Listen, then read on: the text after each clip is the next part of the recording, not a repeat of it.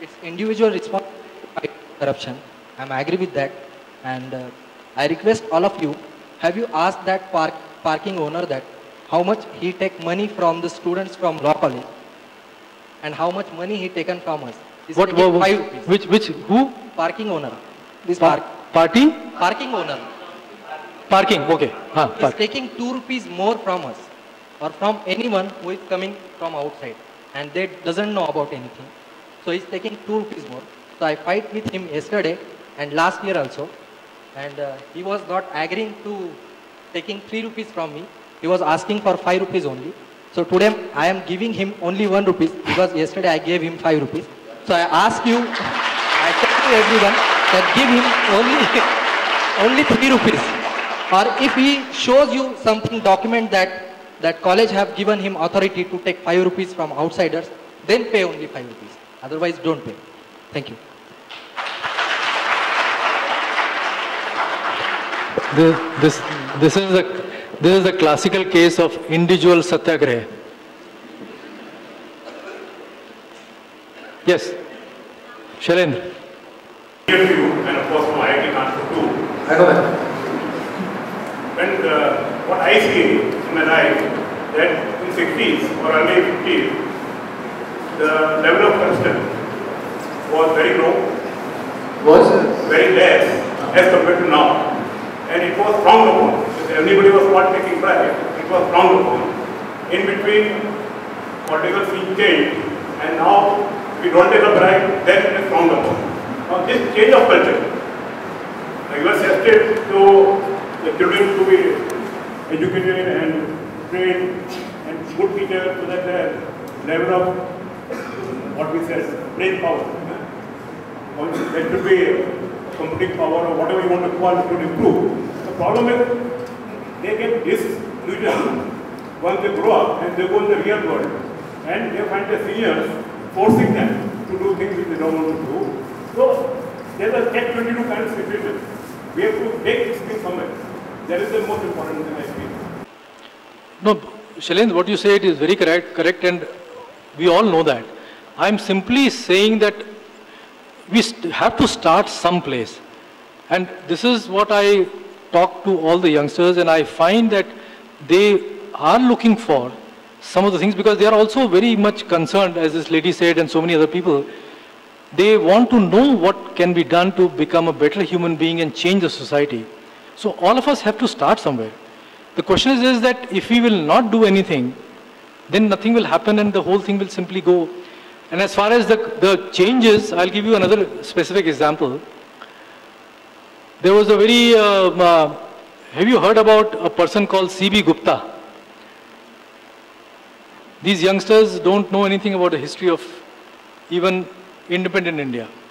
C.B. Gupta was a very powerful chief minister of Uttar Pradesh, almost a competitor to Nehru for prime ministership because in those times 70-80 member of parliaments came from Uttar Pradesh and it had a very direct impact on the equation.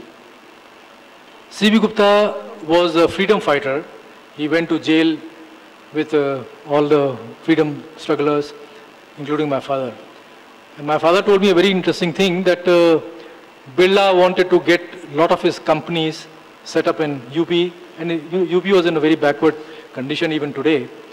And apparently there were a lot of meetings that started happening. So one day my father saw C.B. Gupta with a very beautiful achkan. And he was very close to C.B. Gupta, so he said, I think now you have really started getting the benefits of long work that you have been doing because now you are in collusion with these great industrialists. And C.B. Gupta hated that discussion, but my father said after that day, he never saw C.B. Gupta wearing that achkan. Now, I am telling you this, that all said and done, I am sure that C.B. Gupta collected a lot of money from these industrialists for party, etc.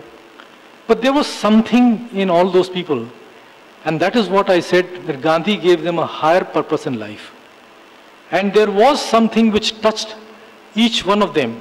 I have had the occasion of meeting all the top leaders of this country. H.N. Bahuguna, who was also could have been the Prime Minister of this country, I had long discussions with him and so many other people. And I always felt that those people had something, they were not above corruption, but there was still something which touched them when they were fighting the cause of independence, that they were not so corrupt as today.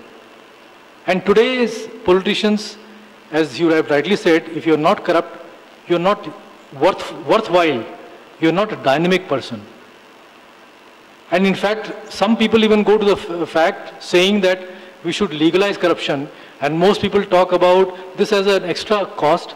So it's just a matter of simply trying to rationalize it. And you can rationalize anything. After all, Hitler rationalized killing all the Jews, killing everybody. So one can rationalize. The human brain is a very powerful rationalizer. I am simply requesting you that you rationalize for the universal truth, and that you are the best judge and nobody else. And if you do that, I think this country will become a better country. Thank you very much. I really appreciate all your questions. Thank you. I'll discuss it with you later on.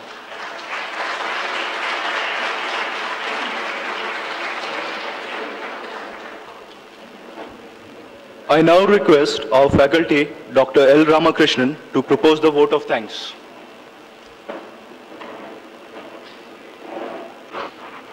It's my privilege to come here and propose the vote of thanks. First to Dr. Anil Rajvanshi.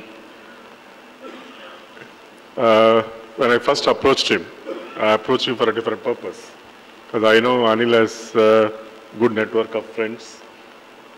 So I asked him, could he suggest somebody who can speak on corruption and corporate sustainability? The moment I said this, Anil said, I am there, I will do it. That is something great. You know, people always hesitate to accept invitations to speak on these sensitive subjects. That is great. So Anil, many thanks for accepting our invitation and for this excellent exposure to a new area, that is socio-biological aspects of corruption. Of course, we all know greed is one of the reasons for corruption, but you have probably taken it to a next level of linking greed to the brain and brain functions. Thanks a lot for that. I should also thank all the students who have come here, got involved in the discussions passionately. That's very good. It's a good sign that you are concerned. You are concerned about the subject of corruption and how it's going to affect you in future. Our generation is going to go, it's only a matter of time. And we probably didn't do much about corruption. But in your times, probably, you can do something about it. Thank you all for coming and then participating in the discussions. I would also like to thank the public of Pune who have come in numbers to participate in this discussion, showing your interest in the subject. Even if one person can stand up and then talk against corruption, already we are doing something. I think there are quite a few who came here, who stood against corruption. That's very great. So thank you all. And I would also like to thank our student volunteers who have made it possible, and all the infrastructure that has been given to us by ILS Law College. We thank them for that too.